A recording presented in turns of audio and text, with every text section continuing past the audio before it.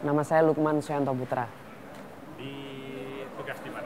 Penugasan di Puskesmas Bere-Bere, Kabupaten Pulau Morotai, Provinsi Maluku Utara. Asli? Asli Lumajang, Jawa Timur. Asli Lumajang. Jauh ya. Kalau kampung masih di keluarga di Lumajang. Di Lumajang, Jawa Timur semua. Ya, pertama awal kali kita datang di sana, banyak pertanyaan yang muncul dari petugas sana. Kebetulan di puskesmas kami itu tenaga sudah cukup, kurang tenaga keseling sama tenaga analis sama yang kosong. Tapi sisanya udah lengkap, meskipun jumlahnya belum banyak. Pertanyaan mereka hanya satu, kenapa ada tim tenaga kesehatan yang sama profesinya dengan kami yang ada di daerah? Itu pertanyaan yang muncul. Kemudian yang kedua, mereka hadir di sini tidak bawa dana, tapi mereka menggunakan dana puskesmas untuk mengelola kegiatan. Sehingga pikiran mereka pertama kali adalah petugas kesehatan dari pusat ini cuma menghabiskan dana aja di puskesmas. Itu yang muncul pertama kali. Karena itulah yang pertanyaan yang sering muncul meskipun bukan di forum, maka akhirnya kami membangun komunikasi dengan petugas puskesmas sendiri, membangun komunikasi dengan kepala puskesmas, dan mengadvokasi semua tim yang ada di internal dulu. Sebelum masalah lintas sektor ini kita hadir, itu masalah internal pun juga ada. Solusinya adalah ketika kita mengadakan Lokakarya Mini namanya. Di Lokakarya Mini itulah kita menunjukkan program-program, kita mensinkronkan antara POA Puskesmas dengan POA NS, dan mereka, oh ternyata inilah yang mereka butuhkan. Pada akhirnya muncullah itu. Sedangkan di lintas sektor, penerimaan masyarakat alhamdulillah berbeda persepsi pertama. Karena ya mungkin kita memiliki inovasi, kita sering datang ke mereka, permasalahan di sana, petugas itu jarang turun ke desa. Tapi kami alhamdulillah hobinya ke desa ketimbang puskesmas. Jadi keliling di 14 desa, kebetulan di Morotai Utara itu kita berkenalan. Cuma masalahnya terkait dengan anggaran desa juga yang perlu diadvokasi. Tapi alhamdulillah sekarang udah goals, dari 14 desa udah ada 9 desa yang anggaran dananya itu udah jelas untuk kesehatan. Tadinya itu sempat masalah. Wah ya, semua masalah. Jadi kita satu tahun ini berproses memperjuangkan itu. Karena di sana setelah kita mengkaji permasalahan kesehatan di puskesmas, ternyata 2 masalah utama di puskesmas. Masalah gizi buruk dan kurang, serta persalinan dukun. Itu yang kita gali di desa. Yang pertama yang kami lakukan pendekatan. Berbasis keluarga, apapun itu berbasis keakraban. Namanya orang sudah akrab, sudah kenal, dianggap keluarga sendiri, pasti pembicaraan berikutnya akan lebih mudah untuk disetujui. Pendekatan ke kepala desa, ke sekretaris desa, kemudian bersama kami bekerja sama dengan polisi dan TNI di sana. Jadi dari dukungan kekuatan ada dari kecamatan, pihak kecamatan pun sangat mendukung. Setelah kita melakukan advokasi, kemudian kita bersama turun ke desa untuk membicarakan permasalahan kesehatan di desa. Kuncinya itu saja, pendekatan dan tidak capek untuk turun ke desa. Itu aja kuncinya. Selama 1 tahun kami mengabdi ini hanya sebatas moral, dukungan moral saja. Secara teknis kemudian apa? Karena jarak kami dengan kota itu perjalanan 2 jam. Jadi dinas itu juga jarang sekali turun ke puskesmas. Begitu. Memang jarang. Sinyal juga kadang ada, kadang enggak gitu. Jadi komunikasi juga Kalau saya berpendapat, perubahan yang mendasar yang kami rasakan yang seperti halnya itu kasat mata, tapi itu yang paling penting menurut kami, itu adalah komitmen. Komitmen dari stakeholder mulai dari kecamatan dan desa. Dan utamanya petugas puskesmas sendiri. Jadi kami itu tantangannya ada 3 sebetulnya. Kalau masalah komitmen ini. Komitmen petugas puskesmas, pihak kecamatan. Di sana ada lintas sektor, UPTD, dari pendidikan, kecamatan, polisi, TNI, kemudian di bawah dan di desa.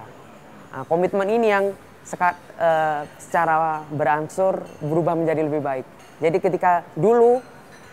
ketika ngomong soal kesehatan tidak pernah ada yang memperdulikan. Tapi sekarang Pak Camatnya bisa ngomong tentang masalah gizi. Pak Kadesnya sekarang mau ngomong masalah ibu bersalin itu harus di Bu Bidan, bukan di dukun lagi. Kalau dulu tidak ada kejadian fenomena seperti itu. Tidak ada kepala desa yang bilang mengatakan mengedukasi masyarakatnya seperti itu. Tapi sekarang alhamdulillah ada.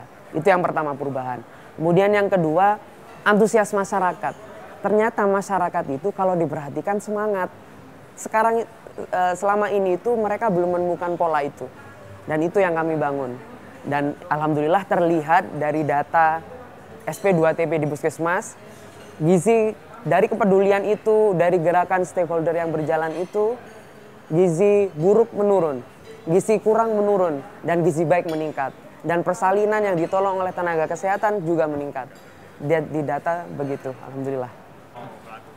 Kita 1 tahun ini berjalan, kita sudah, kalau forum resmi untuk stakeholder, kita sudah 4 kali ke desa. 14 desa, 4 kali dalam 1 tahun. Itu kalau di wilayah Kabupaten Pulau Morotai kami anggap fenomenal. Karena sebelum kami datang tidak sekalipun ada kegiatan untuk stakeholder dari Puskesmas.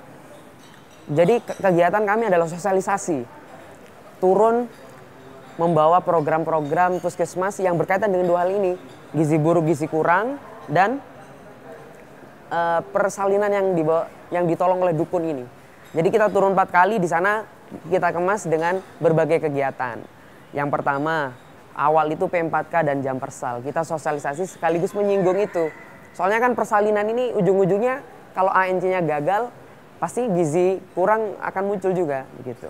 Kemudian yang kedua, ada pelatihan capacity building desa siaga.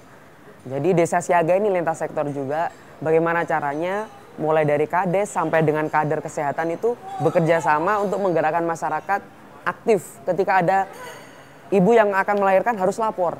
Ketika ada gizi kurang harus lapor. Karena masalah utama di sana, Pak, banyak sekali gizi kurang dan buruk itu tidak terlaporkan. Hanya berdiam diri di rumah tanpa datang ke posyandu.